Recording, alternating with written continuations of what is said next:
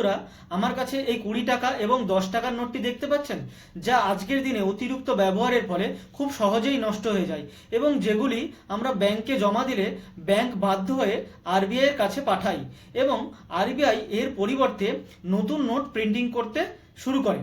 কিন্তু আজকের দিনে দাঁড়িয়ে আরবিআই এর কাছে সবথেকে বড় মাথা ব্যথার কারণ হয়ে দাঁড়িয়েছে এই নোট প্রিন্টিং বা কারেন্সি প্রিন্টিং। কারণ আমাদের দেশে নোট প্রিন্টিং বা কারেন্সি প্রিন্টিং করতে প্রায় প্রত্যেক বছর 6300 কোটি টাকা খরচা হয়ে যায়।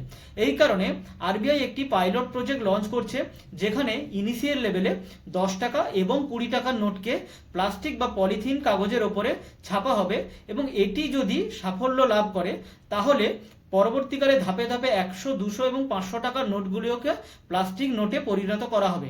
এর ফলে প্রধান সুবিধা হলো যে আরবিআই এর নোটের প্রিন্টিং কস্ট কমবে এবং নোটগুলি দীর্ঘদিন পর্যন্ত মার্কেটে চলবে।